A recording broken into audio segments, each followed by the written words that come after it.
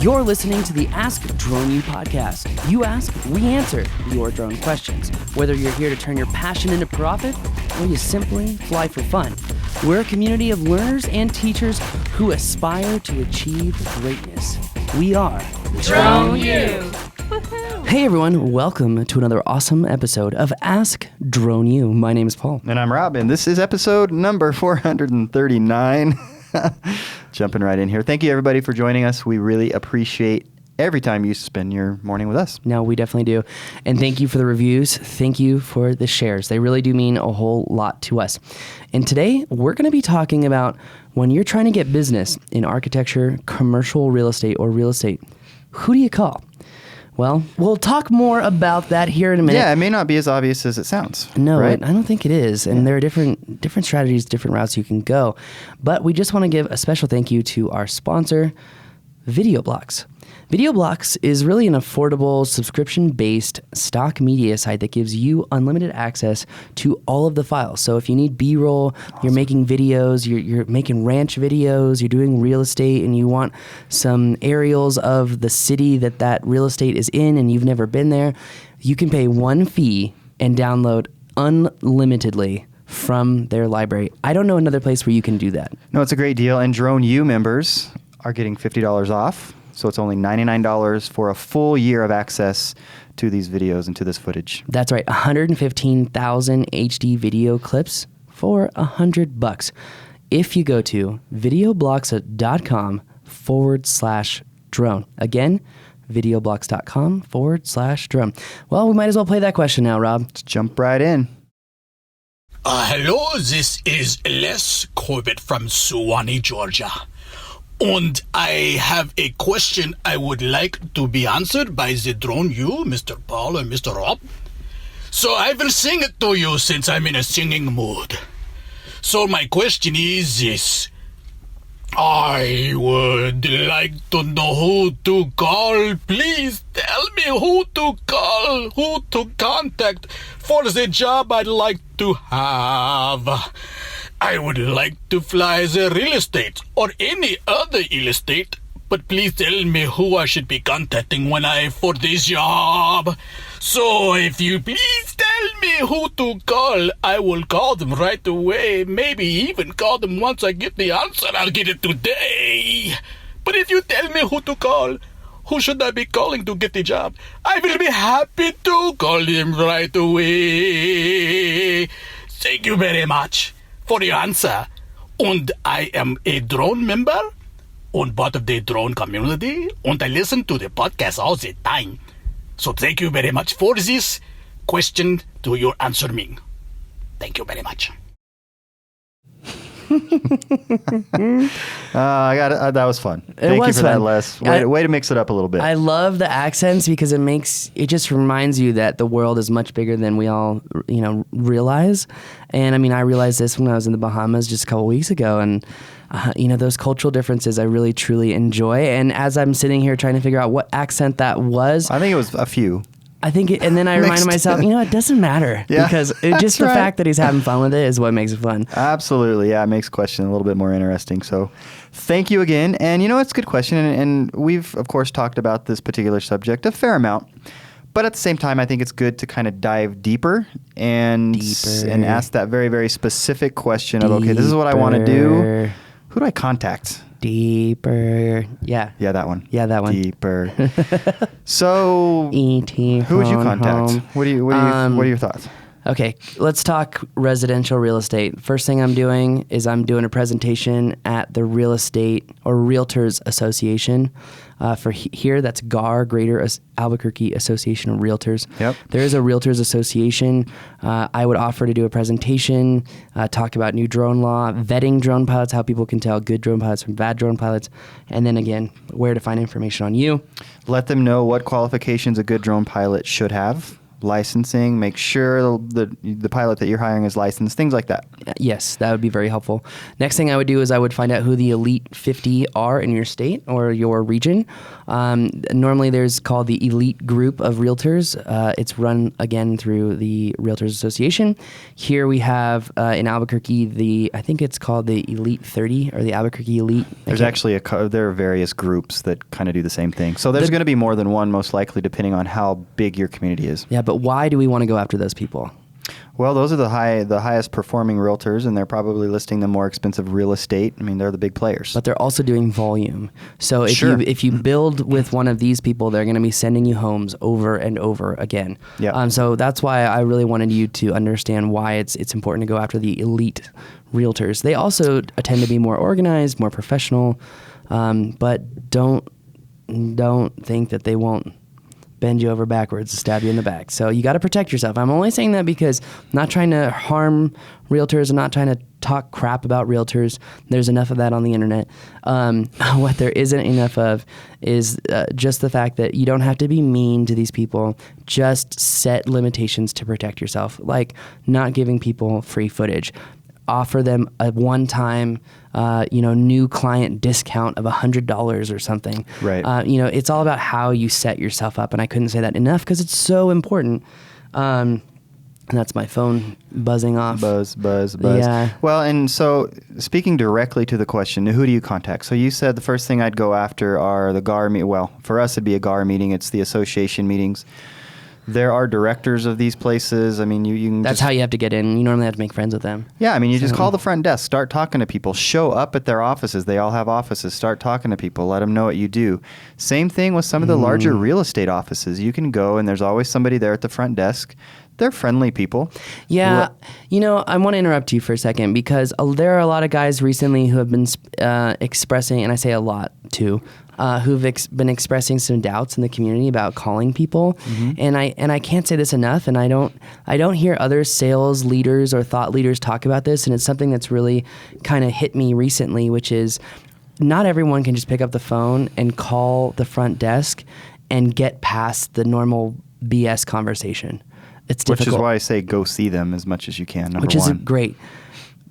But that focuses on what I'm trying to get to, which is you've got to build relationships with people. Yes. Go to networking events, do these different things. Build relationships with them. Build relationships with people, because that's how I got the opportunity to speak in front of 100 realtors. And again, you want to focus on the people who are organized, responsible, will treat you well, and will pay you on time. So that's really important. All right, let's move on. We've talked about the networking groups. We've talked about the realtor associations. We've talked about the elite group of realtors. Let's talk about commercial real estate. What's another great way that we can create relationships with commercial real estate agents? Who do we call? How do we get in with them? Again, we're going to be looking for who are the biggest players. If you don't want to start there, that's fine. Go to the medium. Who's the next top tier of people? Sure. Work on talking to the marketing firms, because normally when you're in commercial real estate, it's going to be a lot bigger than just one individual broker, one individual agent. You've got to be working with the marketing department. And I've said this time and time again. I'll say it again. The only way people will visualize your value is if you can show them exactly what you're going to deliver. Yeah, absolutely. And the association meetings, a lot of these commercial brokers are part of these associations because they like to network, and it's important for them to network. And whether it be a specific commercial association, in which case you can be an affiliate member, which I think is a great way to get into these kinds of associations and be around these kinds of people. So it simply means you're not a commercial broker yourself. Well, they allow affiliate members in who are sort of ancillary supportive type industries, which I think this would count as. Absolutely. Join that way and then be a part of their meetings and go to the meetings and start talking to people. I think that, in fact, for me, if I really wanted to do the commercial kind of work that Paul's referring to here, that's probably where I'd start. Oh, it pays more, and that's something I didn't know at the beginning. I didn't have the skill at the beginning to get in with the commercial guys, but now, I'm overtaking the biggest, the brightest, and the best in the drone industry with the major architects and the major players. I mean, all I have to do is show them one video and say, this is what you got. This is what I can do. Right. And I have not been turned down a single, I want to cuss so bad right now, a single time, because as soon as people can visualize the difference, the game is now over. Absolutely. I mean, no, seriously, because one of the biggest problems I had in sales is I wouldn't stop talking. Right. You know, even when I had it, I wouldn't stop talking. So you've got to learn how much to talk and when to stop talking. Absolutely. And if you can visualize what you're going to give them, you don't need to say anything else. Well, and how are you going to learn what's important to them if you're not listening to them? But so a question with Love regards that to that, you say you're going to get your footage in front of them. How are you doing that? Are you sending them to a website? Are you handing them a little DVD? What method do you use to do that? I know that's old school. I give them a VHS tape. All right, whatever. Answer the question, please. 8-track? I normally do one of two things. Now I want to cuss. Sorry, I do one of two things. One, again, focus on relationships, meeting with people, networking with people, taking them out to lunch, taking them out to coffee, learn what makes them tick, find out why they do what they do, learn about the person first before you ever try to sell your services or anything. And I mean, really, if you have a whole meeting and you're just talking about what that person does and what they enjoy about work, that's a great meeting because they'll have another meeting with you. And then you can talk about your services during that meeting. But the one of two ways that I show videos to people is one, if I've already established the relationship, I'll send it to them in an email and politely ask what their thoughts were afterwards. Beyond that, I normally try to show it to them in person because I want to see when they react to which sections of the video, because then I'll know based on those reactions what type of stuff they'll enjoy seeing in their footage. So that comes out of the relationship. You've had coffee, whatever, and now you're meeting with them somewhere in their conference room, or maybe you're just at, I don't know, maybe you're at Starbucks or something. Yeah. Preferably probably not a Starbucks or something like that. Yeah, you will get weird looks from hippies when you start talking about drones. So Starbucks is probably not the best place. I think we're all getting used to that by now. Yeah, true. But, you know, there's always a crazy who comes up and is like, drones kill people. You're a terrible person. And you're just like, wow. Well, yeah, hopefully not too much of that is That's going on. happened But to it is me out there. 3 times. It is out there. But I'm just thinking more in terms of the noise of the people around, and it's going to be harder for them to focus. Whereas at their office in a conference room or something, they can really focus. The point I want to make here, though, is that you're going to get better conversions if you show your videos in person with the person. Yeah. But it's not always available, and you shouldn't force it. Right. So. Absolutely. So in that case, that's when you might send them an email and, hey, check this out, that kind of thing. Totally. The next thing is industry conferences, industry associations, in industry meetups. For example, there's we went to the General Contractors Association awards ceremony. Sorry, I had to remember what all the letters meant. And I got 2 new clients out of it. One of the biggest contractors in the state, and I was just being there to support Sarah.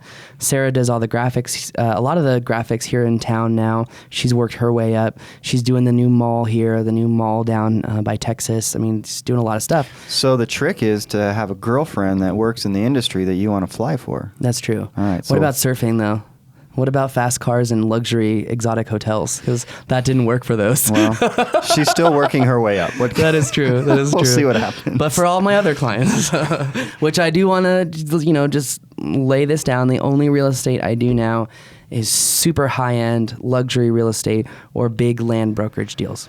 Right. So let's talk about that. Who would somebody contact? And is same concepts? What are you going to do for something like that? Okay. What advice would you give people? Because ultimately, that's everybody's goal, right? Well, I mean, I shouldn't say everybody. That's a lot of people's goal. That's a lot of people's goal. I'm going to be careful in how I say this because this is something I don't want to muddy up or ruin. And I don't want people to think that because they've been flying for a year or so that they can do these jobs because they won't be able to. I say no. I say that because when you do these big ranch and land jobs, very, very rarely do you have good conditions like you do in the city. Meaning it's normally very windy, a lot of obstacles, lots of wildlife. You have the danger yourself. I mean, like, for example, I've fallen in quicksand on one of these jobs before where there was like a snake 5 feet away. Luckily, the snake was really cool. Luckily, the quicksand wasn't deeper than my waist. And luckily, it was right next to a cliff wall. So I just kind of pulled myself out of it. But Indiana Jones. Dude, that's why I wear the hat, man. No, I'm kidding. I mean, these ranch jobs, normally you're in a solid 15, 20 mile an hour wind any time of day. And you've got to be able to deliver smooth footage in those conditions. So it's for more of an experienced pilot, somebody who has flown in those conditions, et cetera, et cetera. But obviously it's doable. But so how did you come up with this particular I set of jobs? had flown real estate for a very wealthy real estate investor, and he was showing the property. It was a tour. You're familiar with real estate tours. And there were a bunch of other realtors there, and one of them was a big land broker, and he's now my number one client and has been for years now. So work hard, do a good job, and you never know what's going to happen. That whole raving fans ideology could not be more true. If you haven't read that book, Raving Fans, you need to read the book now. Right. Don't do anything else. Read the book. It's only 60 pages long. You can listen to it in like 45 minutes. So if you're at I'm going to back up just a little bit. If you're at Well, I was going to answer your question just really quick. Go ahead. I think the best way is if there is a land and cattle magazine, or you're in, let's say you're in somewhere like Aspen or Telluride where there's a lot of luxury real estate, but they also sell a lot of land, and you can go in those magazines and you can see kind of who has the most listings. I would look at that, call that person, and remember, persistence is key. You know, one guy in our community just the other week was like, I've been making these phone calls to realtors, and I private messaged them and I said, how many phone calls have you made to one person? And the most was like 2. And I'm like, there's your problem right there. How many phone calls do you think it's going to take before they even answer the phone? Sorry, I almost cussed, but You said almost phone. did cuss. Man, you're just catching yourself left and right. So you really 5 times. I want to say that 5 times. Like you literally expect to talk to someone 5 times before they say yes.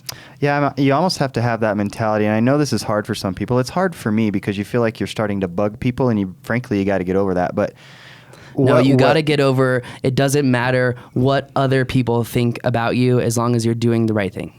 Yeah, that's what and people so have to get essentially over. my point that I want to make is you're going to keep calling until they very specifically tell you, please don't call me again. I mean, that really should be the only time that you stop calling them. And honestly, when someone says that to me, and I've had that happen, and I'll say, look, I'll stop calling you. I'm really sorry. I honestly just thought I could provide value to you, and you would be selling homes faster and make a little bit more money with less time. Sure. But if you don't want to do that, that's fine. Okay, I won't call you again. And I hang up. Yeah. Because just like when you're at a car deal, the faster you're willing to walk away than the other person provides you with the power. You want to leave them with something to think about. I've got to the remember you power. by. Even if it's annoyance, they're going to remember you. I've had clients who have been like, that kid was so persistent, I wanted to pull my hair out. But I've seen how successful he is, and now I only want to work with him. Yeah. And that's happened to me. I'm sure it has. And then I slapped a bee. No, I'm kidding. I didn't do that. Oh my gosh. You will work with me. All right. So, say in a large construction firm, who are you going to talk to there to try to get the jobs? Normally, it's a general contractor. Normally, let's see. So let's do the Windrock Mall. I had to work with the investment group. Okay. So I so knew who the at the investment group? Well, I knew the architect who knew the investment group, which is a retail development group. They have a marketing person who learned about me from someone else, so I had a warm lead in. Now, if you don't have a warm lead in, how do you create a warm lead? You go right to their tummy and you send them a cupcake. A cupcake or a donut. I just want to go Pulp Fiction on this right now. So yeah, you send them a cupcake. And no, it does work because it goes right past the receptionist, goes right to the person, and now you have a reason to talk to the person through the receptionist. The receptionist goes, "Oh, yes, this is Taylor Thiemann Aiken. How can I help you?" Yes, my name is Paul Aiken. I was trying to get a hold of Rob Burdick. Just sent him a gift. Wanted to make sure that he got it, and wanted to see what he think about it. Okay, give me 1 second. Hello, this is Rob. Hey, Rob, did you get my cupcake? That's a pretty interesting way to talk to you, huh? It is definitely an interesting way. Please don't do that again. I won't. I didn't know you didn't like chocolate, so next time it'll be vanilla. But the only reason I sent that to you is because I just wanted 5 minutes of your time to hopefully set up a meeting. Is the cupcake worth it? Yeah, come on in. Let's see what you got. It's pretty much how it goes every time. So. But the point is, there definitely has to be some boldness and some confidence behind conviction, what you're doing, not what confidence. you're saying. Okay, conviction. No, again, another thing that there's so many salespeople that go out and do these sales conferences, and I just think that they don't deliver the right information because confidence can lead to arrogance. Conviction leads to passion. Right on. Nice. Just getting too deep. I love sales. Sales, to me, life is a game. And sales is a game of psychology. And most people don't know that psychologically you can win the game before even starting the game, which is why I love the game. Wow, that's deep. And on that note, And on that bombshell, that's going to do it for us today. My name is Paul. I'm Rob. This is Ask Dronio.